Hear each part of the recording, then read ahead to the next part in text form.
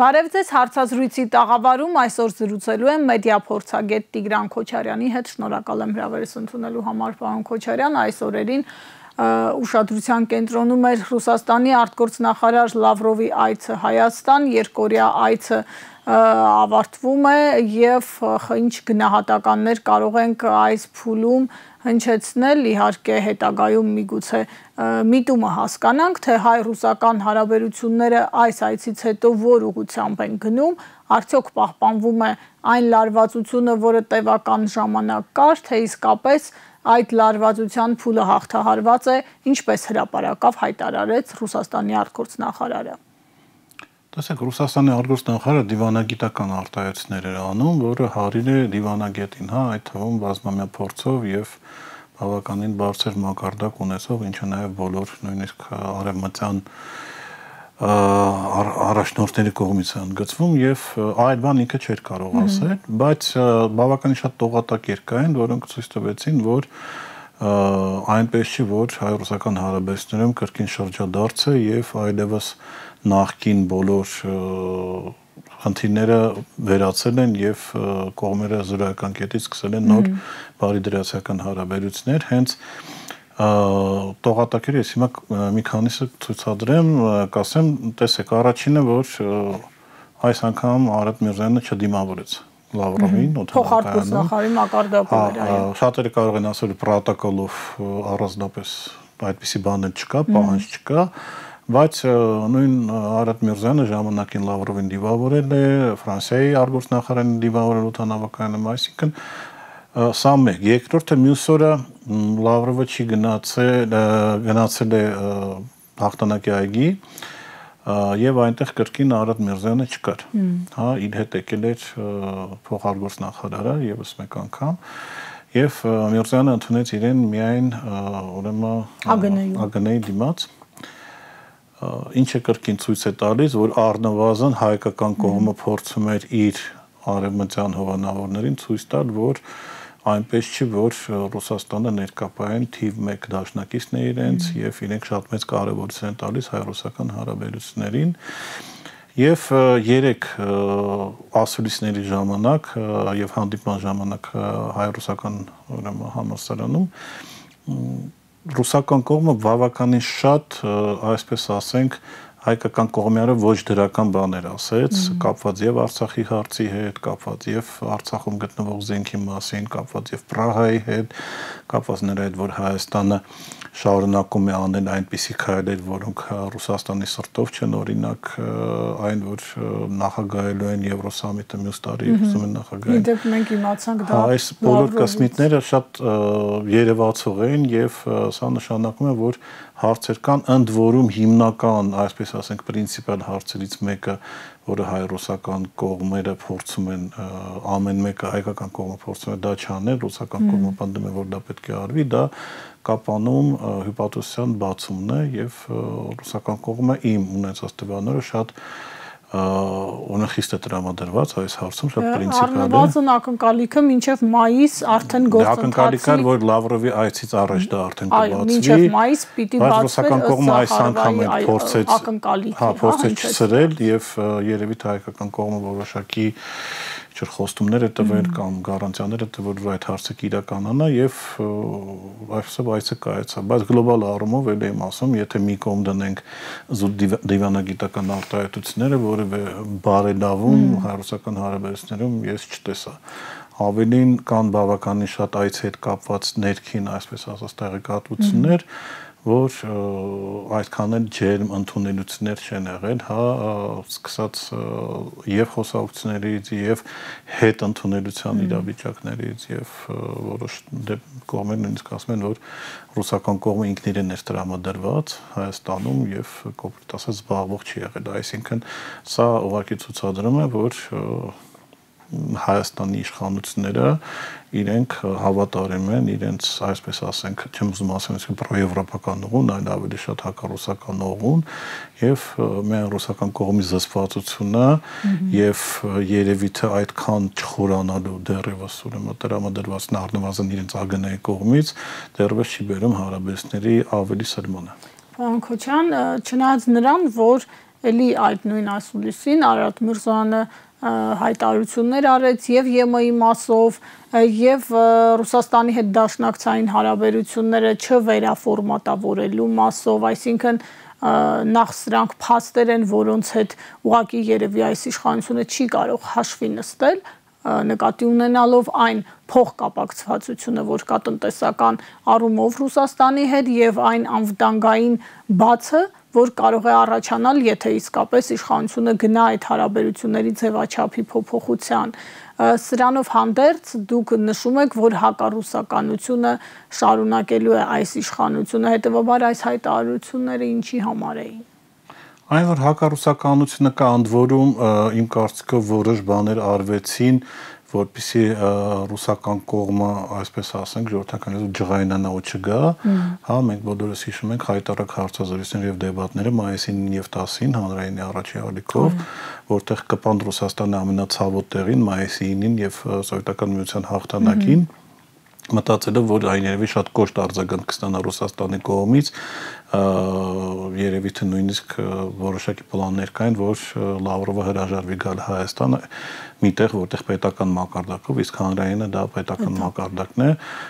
եւ պետական պաշտոնյան, հա, ՊՆ-ի պաշտոնյան այդպիսի բաներ է ասում, ռեհաբիլիտացնում է նացիզմը եւ այսպես ասած իջեցնում է Սովետական միության դերը, ավելին ասում է, որ Ստալինգրադյան ճակատամարտում ավելի լավ է Խորհրդային միությունը պարտվեր, հա, որովհետև ինչ որ հնարած փաստաթղթով Հայաստանը միացալ եսի մեծ կդառնար, բայց դա չստացվեց եւ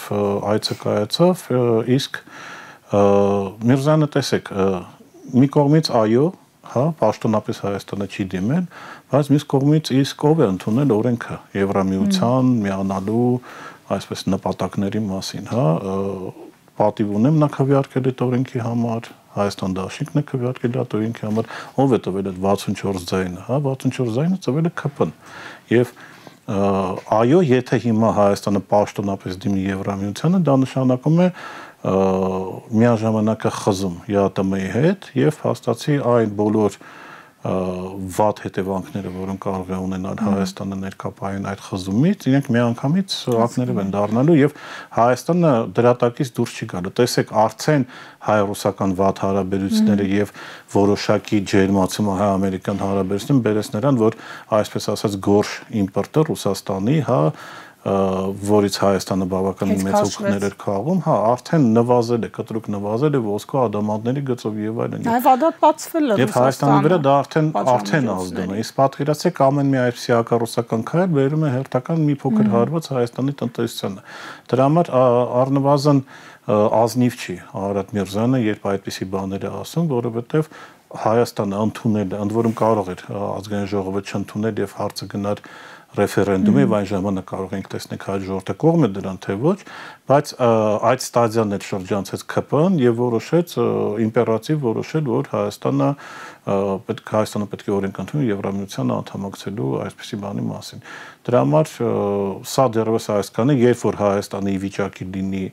կամ Ռուսաստանի գլուխը խառը լինի կամ Ռուսաստանը էլի վատ վիճակում հայտնվի, այդ ժամանակ հաստատ խոսքը դրժելու են եւ Ռուսաստանի կպահանջեն եւ Ռուսաստանի ռազմաբազան այստեղից գնա եւ ԵԱՏՄ-ից էլ դուրս կգան Եվրամիություն։ Ուղղակի խնդիրն այն որ Եվրամիությունը չի ցանկանում Հայաստանը տեսնել իր կազմում եւ միայն վերջերս, հա, եվրոպացի որոշակի պաշտոնյաներ ինչ որ ուտի-պուտի արեցին, որ ողջունեցին ինչ որ բան, մինչեւ այդ քար դրություններ եւ Եվրամիությունը եւ տեսեք զուգահեռ այս ամեն ինչին Եվրամիությունը խորացնում է իր հարաբերությունները Ադրբեջանի հետ, ավելին ես ձեզ ասեմ, շատ ավելի վատ վիճակ է, որ նույնիսկ Իրանն է արդեն Ադրբեջանի հետ հարաբերությունները լավացնում եւ հասանք նրան, որ Հադրութի գնդի տարածքում, հա, որավարժություններ են տեղի ունենում, այդպիսի բան Իրանը իրան երբեք չէր կարող թույլ տալ, եթե չլիներ Հայաստանի իշխանությունները այդպիսի ոչ ադեկվատ պահվածք,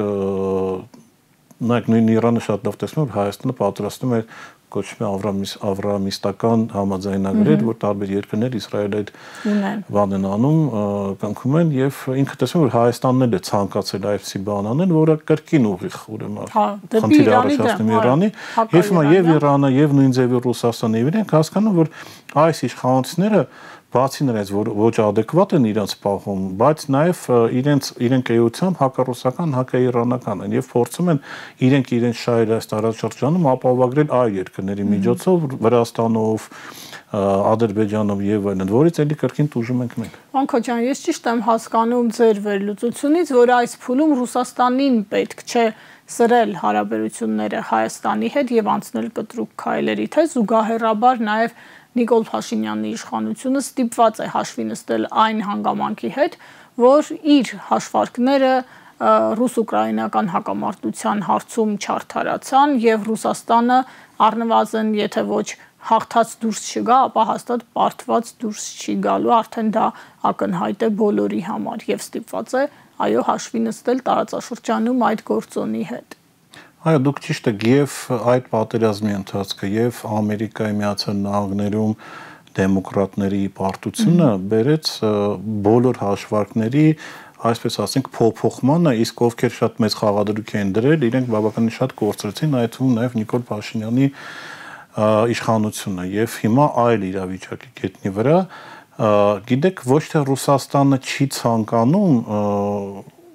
կներեք բառիս համար թքած ունի, կոպիտ ասած, այսինքն բայց պետք չէ տարածաշրջանում իրեն նաև չի ուզում առաջինը սրի, Ռուսաստանի մոտեցումը այսպիսին է, որ հայ ժողովուրդը այստեղ ապրող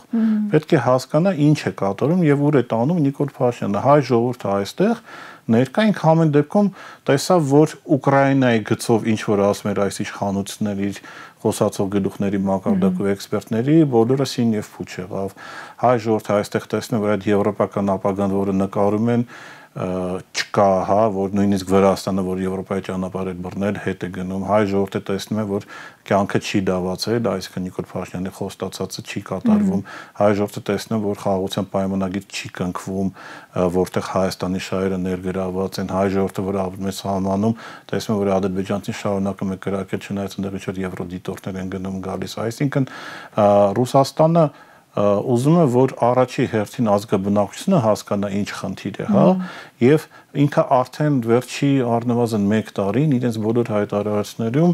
այսպես թե այնպես Հայաստանի իշխանությունները տարանջատում են Հայաստանի ժողովրդից եւ Ռուսաստանին առաջի հերթին պետք է ապագայում որ լինի այնպիսի կառավարություն, որը հիմնված լինի ժողովրդի, այսպես ունենա ժողովրդի վստահություն եւ կուրսը, որ ինքը տանելու է, հա, այդ հիմնված է լինելու ժողովրդի ուրեմն հույսերի եւ պատրանքների վրա, ոչ թե մի փոքր, այսպես ասենք, խումբ մարդիկ, որոնք շահագրգռված Ռուսաստանի հարաբերությունները վատացնելու, պրոթուրքական քաղաքացիներ են վարում կամ պրոեվրոպական նույն վիճակը, ես ձեզ ասեմ, համարյա թե մեկին մեկ կրկնում է Մոլդովայում եւ Ուկրաինայում։ Այսինքն եթե մենք տեսնենք ինչ է խոսում Զելենսկին, հատկապես հիմա եւ տեսնենք ինչ է խոսում Մայա Սանդան, մոտավորապես նույն, այսպես ասել, գրվածներով։ Անկոջան, մյուս կողմից տեսակետ կա, որ Մոսկվային ամենևին էլ դիսկոմֆորտ չէ Նիկոլ Փաշինյանը Հայաստանում որպես վարչապետ, որովհետև նա մի անձ է, որը չունի սկզբունքներ, որը չունի կարմիր գծեր, որի հետ միշտ կարելի է պայմանավորվել կամ պայմանավորվել բառը միգուցե տեղին չէ, որին միշտ կարելի է ինչ-որ բան ասել եւ նա անի, կատարի, որը կարող է մի բան խոստանալ Եվրոպային, Բրյուսելին, Վաշինգտոնին, հետո գնալ ու մի ուրիշ բան խոստանալ Մոսկվային եւ դա իր համար կարմիր գիծ չէ։ Միգուցե ավելի հարմար է ունենալ այդպիսի Հայաստան, որի հետ հեշտ է անել այն, ինչ կցանկանաս։ Տեսեք, եթե մենք մոտ 1 տարի առաջ խոսենք կամ 1.5 տարի, ես ինչ որ չափով ձեր հետ կհամաձայնվեի, վերջին 1 տարվա մեջ իրողությունները փոխվել են ու ես էլ եմ ասում Փաշինյանն անցել են կարմիր գծերը, ընդ որում բարոյական կարմիր գծերը Ռուսաստանի եւ Փաշինյանի այցը Մոսկվա ձեռնուն են վերադառնալ եւ այսպես ասենք այդ հիստերիկությունը հակառուսական հենց մայիսի 9-ին իր գալու օրը դա նշանակում էր որ Մոսկվան այլևս արդյունքների չի հավատում եւ իմ մոտավոր այսպես ասենք դիտարկումներով վերջի 1 տարվա մասին է խոսքը գնում։ Բայց դա չխանգարեց որ Լավրովը դրվատի Փաշինյանին հենց այդ նույն զորահանդեսին գտնվելու ի հեճուկ նույն կալասի սպառնալիքներին։ Վերադառնանք առաջին ուրեմն բանին, հարցին մեջ, որ սա դիվանագիտական ուրեմն ավելի շատ բան էր եւ ներկապային կրկին Ռուսաստան, ցենց ասեմ, էլի մենք մեզ թվում է որ աշխարհը մեր շուրջը պատտվում, հա, եւ ամեն առավոտ ընդհանրեն Լավրովն ու Պուտինը զանգում են Թրամփին, Մակրոնին եւ այլն, ասում են եկեք մի հատ Հայաստանի հարցերը քննարկենք, մի հատ նայենք ոնց է ինչա լինում, մեր բոլորի շահագրգռվածությունը մի հատ դուրս դմփոց ընդեղ անենք Հայաստանի համար, հետ հասնենք բացարձակապես այդպես չի եւ վատ բան ասեմ եւ ԱՄՆ-ի համար եւ Ռուսաստանի համար առնվազն Հայաստանի հարցը դեռ օրակարգային 10 հարցի մեջ չի մտնում։ Այո, Ռուսաստանը մեծ ջերմությամբ վերաբերում հայ ժողովրդին, այո, Ռուսաստանը հասկանում է, որ հայերը դա այն ժողովուրդն են, որի հետ դարերով հարաբերություններ են ստեղծվել եւ նույն հայ ժողովրդի մի մասը Ռուսաստանում Ռուսաստանի, այսպես ասենք, ինքնության բաղկացուցիչ մասն են։ Ռուսաստանը շատ լավ գիտի, որ այն ներդրումը, որը արել է հայանական մեծ պատերազմում որ անալի է եւ իրենք միշտ անգծում են եւ այսպես ասենք, որ հայերը ռուսերեն ասեմ սիստեմաобразующий ազգ են էլի այնտեղ եւ այսպես թե այնպես Ռուսաստանը միգուցե կարող է հրաժարվել Հայաստանից, բայց Ռուսաստանը հայերից չի կարող հրաժարվել, որովհետեւ հայերը ներգրավված են այդ ամբողջ համակարգի մեջ, այդ թվում նաև արգուս նախարարի պաշտոն են վերավում որոշակի մասով, հա։ Այսինքն այստեղ այսպիսի նուրբ հարց է եւ ինչ է լինի, ինչքան են Նիկոլ Փաշինյանն իրենց վատ պահեն կամ հակառուսականություն անեն կամ Ռուսաստանի, այսպես ասենք, ինքնությանը խփող բաներ անեն, իսկ մենք գիտենք, որ մայիսի 9-ը դա այլ ռուսերեն ասեմ, դուխովնե սկրեպան է իրանց ամենա, այսպես ասենք, միավորողն է եւ հպարտությունը ամբողջ ազգի այն, որ իրենց պապերը հաղթանակ են դրա խփել, դա չի ներվում։ Ուղղակի եթե կտրուկ քայլեր, այդպիսի քայլեր եւ Աստված մի արասի մենք այդ քայլերը տեսնենք ինչպես է Ռուսաստանն այդ պատժում Ուկրաինայի նույն վերաբերմունքի համար, ես չեմ ուզում այդպիսի բան լինի, իսկ այն թվացող բանը, որ դեռևս ինչ որ հանգիստ վիճակի եւ այլն, դա այդքան թվացած չէ, որովհետեւ ես շեշտեցի մի քանի արդեն process է գնում, որը արդեն կոնկրետ ազդում է տնտեսության վրա, որը ազդում է ցավոք սրտի արդեն այստեղի բնակիչների ելումուտի վրա, դեպի Ռուսաստան միգրանտների հարցերը, այսինքն մենք մտել ենք ընդհանուր ինչ որ sense միգրանտների շարքի մեջ, որ ստիպված ենք լինելու որոշակի քայլեր անել, որպեսզի հայտնվեն Ռուսաստանում։ Այսինքն այդ խնդիրը առաջանում է եւ ներկայապես Ռուսաստանը օրինակ շատ լավ հասկացել է նաեւ այն, որ Նիկոլ Փաշինյանը թոս փչելով Ռուսաստանից փող էր բերում եւ այդ փողը ուղում էր եվրոինտեգրմանը։ Ռուսաստանը երբեք չի ների ճակատագրական պահին, հա, թողել վազել դեպի Եվրոպա։ Ռուսաստանը երեք Լավրովն էլ արտահայտեց, որ իր համար տարակուսելի եղավ առնվազն, որ իրենք մամուլից կամ իրենց այլ կանալներից իմանում են, որ Պրահայում Արցախը ճանաչում է Ադրբեջանի կազմում եւ Ռուսաստանի ներկայությանը Արցախում խաչ է քաշվում փաստացի, որտեղ չկա ժողովուրդ, հա, չկա նաեւ խաղապահներ։ Այսինքն այս բաները չի ներվում։ Ուղղակի տեսեք, այստեղ փոքր պետության եւ մեծ պետության տարբերություններ։ Փոքր պետության համար ամեն օրը դա մի տարի է։ Ռուսաստանի նման մեծ պետությունների մի տարին մի օր է, այսինքն ռեակցիան մեծ պետության եւ փոքր պետության ինքը շատ տարբեր է լինում եւ process-ը, որը կարող է այսպես ասենք կայսրության համար 50 տարին, կոպիտ ասած, կարող է ինչ-որ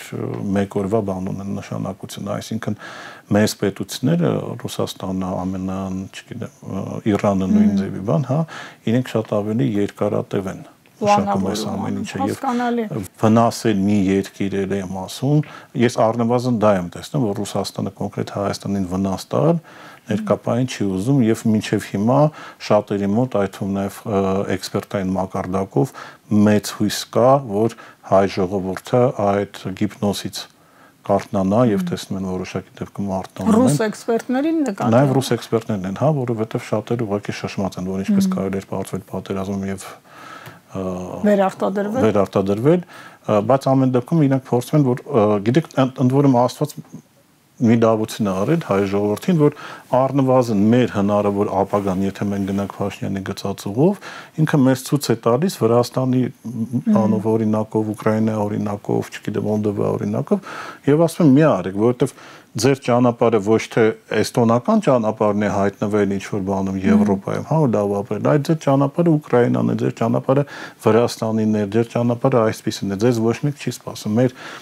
եվրոպական ուղին տանում է դեպի Թուրքիա։ Սա է մեր բանը եւ հայ ժողովուրդ իմ կարծիքով այդ հիպնոզից որ արտանա,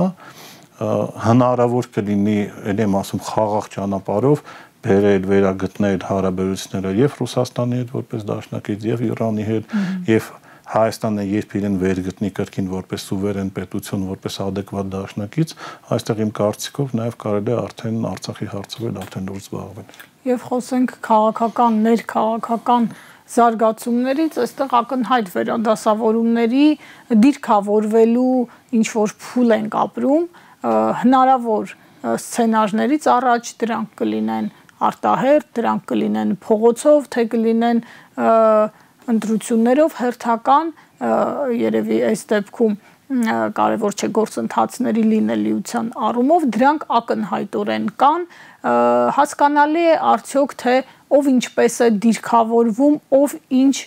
նիշա է պատրաստվում գրավել նշված գործընթացներին ընդառաջ։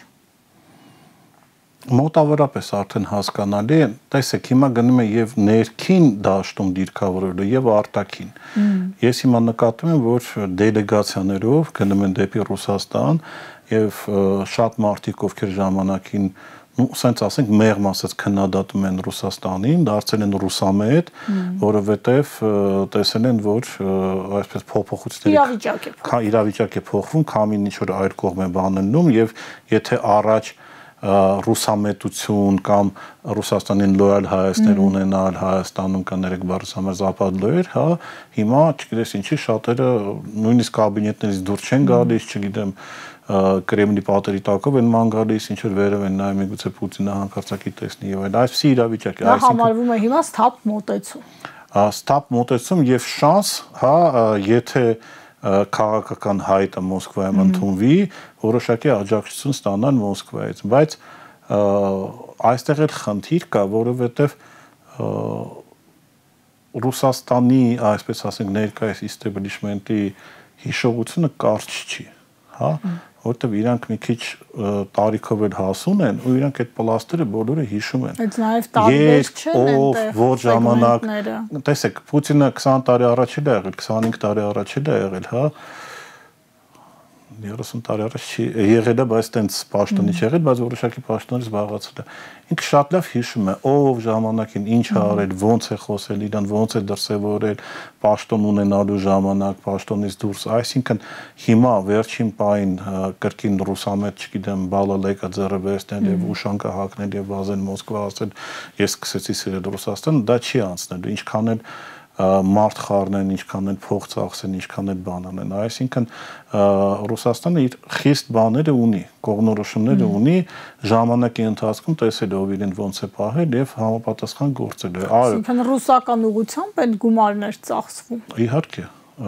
ընդ որում ասեմ, խոսքը չի գնում 1, 2, 3 կուսակցության մարդկանց մասին, խոսքը մոտավորապես համատարած երևույթ նստում է ինչ որ պահից կարող է Արամ Սարգսյանն ու Արման Բաբաջյանը վազեն այդ կողմերը, եթե չեն վազել, հա, այսինքն դեմ ասում որ իրավիճակ է փոխվել, այսպիսի բան կա եւ դուք ուղղակի նստեք նայեք ոնց են մարդիկ, որոնք կյանքում Ռուսաստանը չէին հիշում, ինչ որ մեկ էլ ինչ որ ոգի շնչված են 80-ամյակով հաղթանակի Մոսկվայից լուսանկար են հրապարակում, ինչ որ Մոսկվա են գնում, аэроպորտից են նկար բանանում, չգիտեմ, ամեն մեկի մենք ենք հիշում, իրանք են հիշում, ով ինչ ա եղել, սա մեկ, այսինքն այդ վերադասավորն է գնում, Ամերիկայի վրա այդ հույս չկա, հա,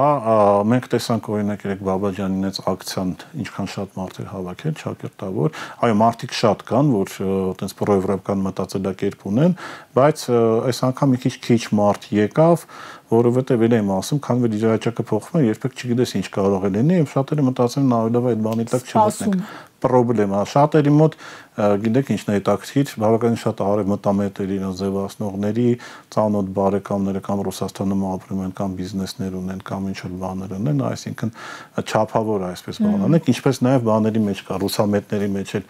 մարդիկ կային, որ օրինակ գնում էին ակցիաներ էին անում դեսպանատան մոտ, հետո բարձրամա դեմքերը փակում են, որտեղ գրին քարտի համար էին դիմել, այսինքն սենց գաղափարական շատ քիչ մարդ կա։ Սա այսպես է արտաքին։ Հիմա այդ ջրերը պարզվելու փուլն է։ Հիմա ջրերը պարզվելու փուլն է, հիմա էլի որոշ դեպքերում, այսպես ասենք, նույնիսկ տհաճություն է տեսնել որոշակի, այսպես ասենք, գզվռտոց, խզբզոց, ինչ որ կոմպրոմատներ եւ այլն բանը, բայց սա պարզեցման, սա այսպես ասենք, տարանջատման փուլն է, որ այսպես թե այնպես պետք է լինի, որովհետեւ հնարավոր չի կեղծավորությամբ ինչ որ մի թիմով միասին ինչ որ տեղ գնալ, որովհետեւ ավելի լավ է, ելեմ ասում, Գյումրի օրինակը ինչով է շատ լավ, հա, որ Գյումրիում գնացին տարանջատված, այն էլ ոնց տարանջատված, հա, ուժեր, բայց հանուն մեկ նպատակի իրեն կարողացան ի վերջո, հա, մեկը շուտ, մեկը ուշ վեր գտնել, բարձրանալ վեր իրենց ամբիցիաներից եւ ԿՊ-ին զրկել իշխանությունից Գյումրիում։ Հիմա ավելի լավ է Գյումրիի սցենարը, շատերը ասում են, որ Գյումրիի սցենարը չի կարելի համարել սպეციფիկ, ոչ, հա, որովհետեւ այս իրավիճակը կրկնվելու է, փաստը ցույց է տալիս ռեալ սոցիոլոգիան ընտրությունների ժամանակ, որ որևէ տեղ ԿՊ-ն չի կարողանում միայնակ մաքուրով, այսպես ասենք, մաքուր հաղթանակ տանի եւ այստեղ հարց է ով ԿՊ-ի հետ կմիանա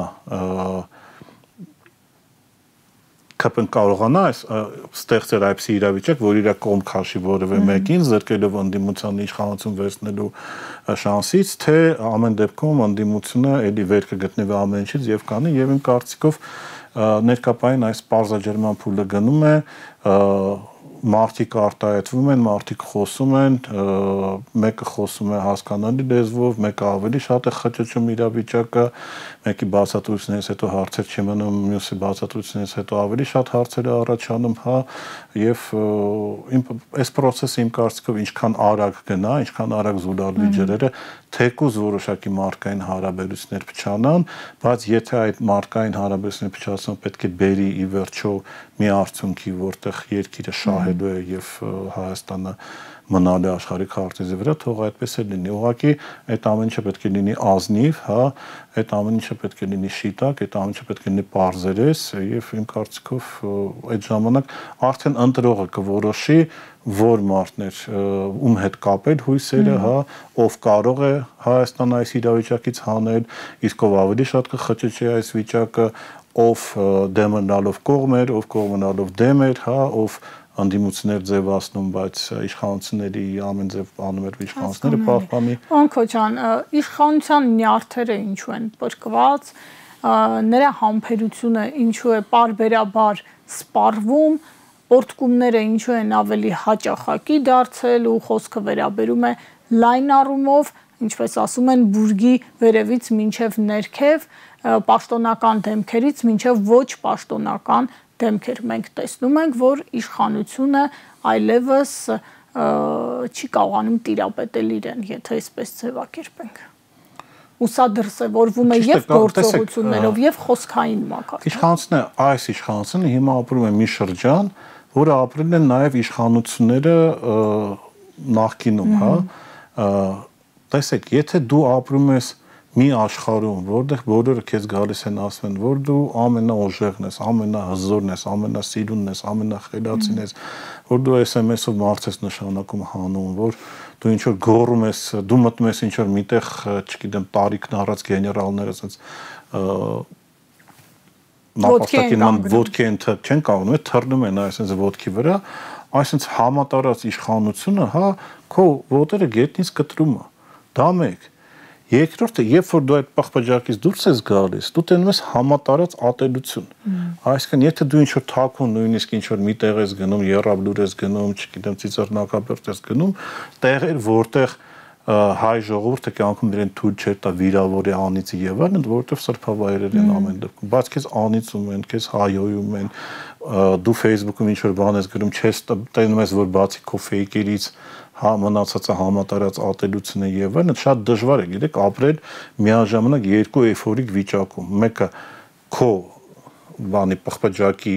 համատարած, այսպես ասենք, մյուսը իսկական իրական Հայաստանը եւ մյուսը իրական ատելանքից, որտեղ էլ ասում, կարող է քննադատություն լինի, զզվանք լինի, բայց ատելություն է հասկանում եք, այսինքն ես շատ համարը չեմ տեսել, որ ընտանիք անից են, եսի ինչ-որ բան։ Հիմա այսպիսի իրավիճակ է եւ սա արդեն բերում է ոչ adekvat պահվածքին, որովհետեւ դու փորձում ես ինչ-որ բաներ անել, փորձում ես ինչ-որ խաղեր տալ, բզբզել եւ այլն բանը, բայց դու այդ խզումը իրականի եւ արհեստական պղպջակներին սարսափելի բան է թող քո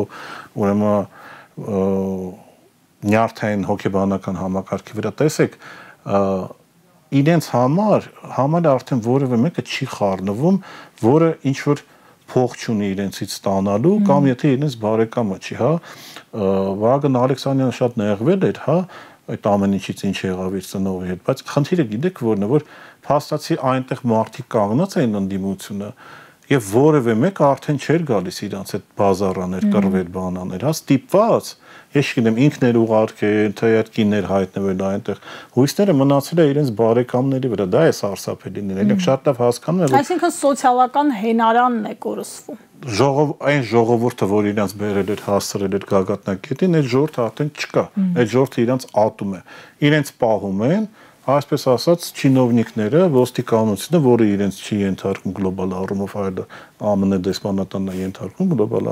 բանով, եւ վերջ, հա, իրենք ինչ որ տոկոս կարան ձևավորել, ամեն դեպքում ես չեմ կարող ասեմ, որ իրենք բան չունեն, էլի, բայց իրենց սիրած իրական Հայաստանը, հա, որը իրենց պատկերացումներով մի թույլ երկիր է, որը պետք է թուրքահապատակ բան դառնա, այդ իրական Հայաստանը ներկայացին իրենց ատում է, հիմնված պատմական Հայաստանից եկած հիշողություններով։ Այսինքն իրենք ամեն ինչ արեցին, որպեսզի իրենց շուրջ ձևավորվի մի միջավայր, որտեղ արդեն բանականությունը չի աշխատում, հանրային տրամադրությունների առումով, պարոն Քոչարյան, այս ձեր նկարագրած իրավիճակը մոտ է 18-ից առաջ Հայաստանի տրամադրություններին։ Դեք 18-ին ես էլ ներվը տեսել էի փողոցներում եւ այլն, էլի որոշ չափով արհեստական ներվ կար, որոշ չափով չկար, բավականին շատ մարդիկ կային, որոնք նեղացված էին, այսպես ասենք, իշխանություններից լոկալ ինչ-որ տեղերում, հա, ենթադրենք թաղապետարանում են եղել, ջեկներ եղել, կադաստար, ոստիկաններ ինչ-որ ոտը տրորել, խոստացել ամեն մեկը անձնական իր մակարդակով։ Այսինքն ամեն մեկը իր անձնական բանը, խնդիրը ձևավորել էր արդեն երկրի առաջի դեմքերին որպես պահանջ, հա, որովհետև ինքը իր աշխարհում, որ ապրում է, թաղապետարանի մեջ է առնչվում, ինքը հասկանում է, որ որևէ բան չի փոխվելու, որովհետև եթե Սերժ Սարգսյանը ենթադրենք մնա իշխանությանը երրորդ անգամ, այս թաղապետարանի բարքերը շարունակեն այդ ինքը դուրս է եկել, մարդիկային դրա դեմ են դուրս եկել, մարդկա քաղաքական կուրսի դեմ են դուրս եկել։ Այստեղ ավելի պրոբլեմատիկ է խնդիրը, հա, որովհետև կորուստներ կան։ Մարդկային մեծ կորուստներ կան, հա, 5000 զոհված պատերազմների ժամանակ, 10000 COVID-ից, տարածքային կորուստներ, 150,000 փախստական, անելանելի վիճակ, դատարկվող գյուղեր, Սյունիքի անպաշտպանություն, ազգային այսպես արժեքների ոտնահարում իշխանությունների կողմից, հրաժարում սրբություններից, հա, եւ այս ամեն ինչը կուտակում է շատ ավելի վատ բանի մեջ է հասունանում, այսինքն եթե այն ժամանակ էլ հարցեր կային, խնդիրներ կային, շատերի իրավացի խնդիրներ են, կային ոչ օբյեկտիվ, այստեղ գիտեք ոնց է, այսինքն կուտակվում է, սա բավականին այսպես ասենք, դանդաղ է կուտակվում ավելի Չէ, ինքը ավելի վատով է կուտակվում, այսպես ասենք, հա, ավելի վատ էմոցիաներ, ավելի վատ բաներ։ Հիմա եթե այն ժամանակ հիմնականը բողոքում են կոռուպցիայից, հա, ենթադրենք անարդարությունից, որ սոցիալական անարդարությունից որոշակի բաներ, այստեղ գումարվում են, որ մարդիկ անվտանգ չեն։ Գոնե այն ժամանակ ինչ որ անվտանգության մեծամասն երկիրը անվտանգ էր, Արցախում մարդիկ ապրում են ապահով են, դու որոշակի պլաններ կարող ես գծել, հիմա դու այդ բաններ չունես եւ սա էլ եմ ասում, շատ վատ վիճակ է, սա անդադ չի կարելի արտասահմանից պարտքով փող վերցնել, այդ հասցերը փորձել լուծել մեղմացնել եւ այլն, որովհետեւ սա անընդհատ բան չի կարող շարունակվել եւ էլ եմ ասում, դեմոգրաֆիական բավականին մեծ խնդիրներ կան եւ կլինեն, տնտեսական կլինեն։ Այսինքն խզումը անդառնալի է կամ մոտենում է անդառնալի։ Չէ, խզումը արդեն կա, որովհետեւ կրկնեմ, վերջին 1 տարվա, 1.5 տարվա ընթացքում բոլոր տեղի ունեցած ընտրությունները ցույց են տալիս, որ ինքը չի հաղթում։ այսինքն իր ռեյտինգը այնպեսի մակարդակ է, որ որոշակի չափով կեղծարարությամբ, ոստիկանություն, չգիտեմ ինչ որ վարչական ռեսուրս եւ այլն, բայց չի կարող նույնիսկ այդքանով էլ ինքը չի կարողանում դա անի եւ շատ ավելի վատ, որ իր համար, իր սարսափելի բանը, սա ուզում եմ անպայման մի փոքր շեշտենք, այս ոչ ադեկվատ ռեակցիան Ռոբերտ Քաուչարյանի ասուլիսի եւ հարցազրույցների, հա, ես մի քիչ մեդիա մոնիտորինգ եմ անում եւ տեսնում եմ սարսափելի բան, ուրեմն հանել են ում ասես, ես այն քնած ֆեյք էր, մեռած ֆեյք էր, նոր ֆեյք էր, աջակից ֆեյք էր, չգիտեմ Քոչարյան չսիրող այլ ֆեյք էր ուրիշ տեղերից, հա, մարդկանց որ խոսացող գլուխներ կեսին է չէի, ես մարդ մտածել որ ես դաշտը լավ ճանաչում եմ, մարդկանց հետ տեսնում չէի հասկանում, որ միակ նպատակը Ռոբերտ Քոչարյանին ոչ թե հայհոյել, այլ ասել, որ շանս չկա, չի վերարտադրվելու, չի կարողանա, ընդ որում ցավոք սրտի այդ ամեն ինչին միացել են որոշ անհասկացող զանգված, որը իրանց տարբեր տեղեր ընդդիմություն է կոչում, հա, իրանք էլ են փորձում ինչ որ նույն թեմատիկայի, բայց իրանց բանով լավ, շանս չունի։ Ինչու եք այդքան խոսում։ Ինչ եք այդքան խոսում։ Հա, ռուսերեն շատ լավ արտահայտություն կա, ասում եմ, փորձեմ հայերեն թարգմանեմ, ասում եմ, ես 3 օր ձեր հետևից վազում եմ, որ ասեմ ձեզ, որ թքած ունեմ ձեր վրա, էլի։ Այսինքն, եթե բան չկա, եթե այդ մարդը շանս չունի, եթե վերարտադրվելու շանս չունի եւ այն, ի՞նչն է խնդիրը, ի՞նչն է խնդիրը։ Ու էլ եմ ասում, սա է արդեն ցույց տալիս, որ վախ կա իրենց մոտ, վախ կա ամեն ինչից, եւ փողոցային շարժումից հնարավոր, եւ արտահերթ ընտրություններից, եւ 2026 թվականին, եթե այդ ամենը չստացվի ընտրություններից, որովհետեւ կրկին իրաց դեմ դուրս է եկել մի ուժ, մի մարդով մարմնավորած արտացոլած, որից իրանք թող իրանք բան չանեն, հատ չընդունեն, շամպես վախում են, էլի, եւ այն ուժը, որ այդ անհնար է պայմանավորը, որը գաղափարական է եւ որի հիմնական նպատակը դա Հայաստանը փրկելն է, ոչ թե ինչ-որ ժամանակավորապես ինչ-որ բան անեն, ինչ-որ իգուդորով կանել պայման, այլ փրկության խնդիր է գնում, հա, եւ այդ ուժը, որը անդադ դիմադրում է եւ այդ ուժը, որը չի կոտրում եւ որը պայմանավորվածները չի գնում, իրանց համար ահուսարսափ է։ Դրա հատկապես որ աշխարհագրական փոփոխություններ եղավ եւ նույն Ռոբերտ Քոչարյանը չվախեցավ իր հայտը տալ առաջնորդության վրա, հա, իրենց համար դա կրկին աշխարհի վերջն է, որովհետեւ իրենք երևի թե սպասում են, որ 3 տարի լրիվից հետո որևէ բան չի լինելու, որ արդեն թոշակի վախն է, որ ես իմիջնաբան, հա, բայց տեսնել դե իրենց դիմաց մարդ, որը պրինցիպիալ չի հրաժարվում, որը ունի առաքելություն եւ որը ունեցել է առաքելություն եւ 2 անգամ հաջողությամբ այդ առաքելությունները եւ մի հատ էլ ուզում ձեռք մեկնի, որպեսզի ի վերջո այս երկիրը չկործանվի, դրանց համար այսպիսի մարդիկ ահուսարսափ են, դրա համար այսպես ասենք հոգեկան հիստերիան, հա, որը կատարվում է ցանցում, ցույց է տալիս մի բան, իրենք հասկացել են, որ իրենք այն ռեյտինգը չունեն, որ հանգիստ հաղթեն, եւ իրենք շատ լավ հասկացել են, որ այն իրավիճակը, որը ամբողջ աշխարհում է փոխվել, շուտով նաեւ Հայաստանում է փոխվելու։ Շնորհակալ եմ վերլուծության համար, հարցազրույցին սպասեք վաղը։